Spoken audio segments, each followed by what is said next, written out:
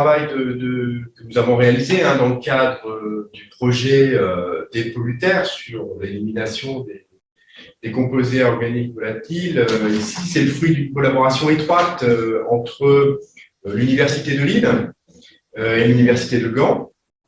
Donc, l'Université de Lille a apporté ses compétences en catalyse hétérogène, alors que l'Université de Gand a apporté ses compétences dans le plasma non thermique.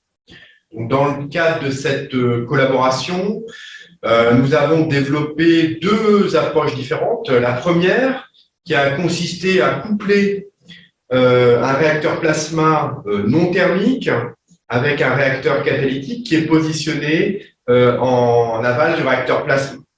Donc l'idée dans cette première approche, ça a été de tirer avantage en fait du plasma qui va produire de l'ozone pour ensuite activer cette molécule sur un catalyseur adapté qu'on a développé pour ensuite oxyder efficacement les composés organiques volatiles. La deuxième approche, c'était de développer un matériau hybride, donc d'abord adsorbant, donc pour les COV, donc il sera capable à température ambiante d'absorber différents types de composés organiques volatiles, et un matériau qui sera également capable de jouer le rôle de catalyseur lorsque celui-ci sera activé par un plasma non thermique.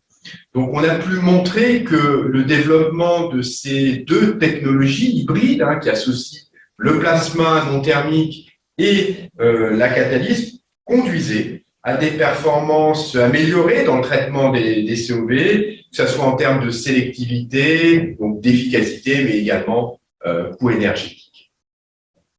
Donc, je vais vous donner, s'il te plaît Stéphane, la deuxième diapo. Je vais vous donner deux exemples que nous avons réalisés dans le cadre de deux thèses en co-tutelle qui ont été financées dans le cadre dépolluter. Le premier exemple, c'est la thèse de Grèce Abdallah, dont donc les co-directeurs de thèse étaient donc Rino Morand, Jean-Marc Giraudon et moi-même. Et là, on a développé un matériau donc de type birlécite, qui est un oxyde de manganèse un peu particulier, qu'on a dopé avec du cérium, et on a pu montrer que l'association, comme je vous ai présenté avant, première configuration, donc d'abord le réacteur plasma puis le catalyseur, permettait de traiter efficacement le trichloroéthylène, qui a été choisi comme modèle de composé organique volatile,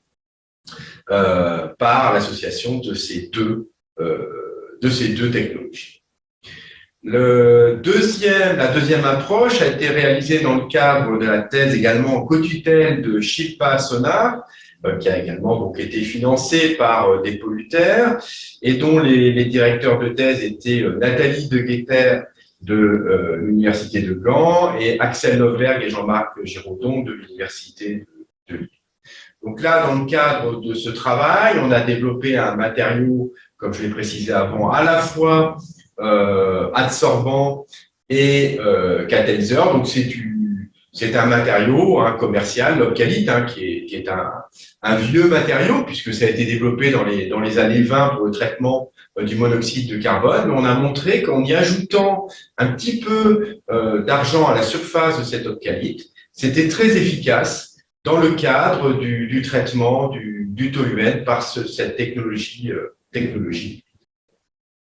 Voilà, donc à chaque fois, encore une fois, dans le cadre de ce projet, on a associé les compétences des deux partenaires, donc l'Université de Lille et l'Université Gand, pour mener à bien ces recherches.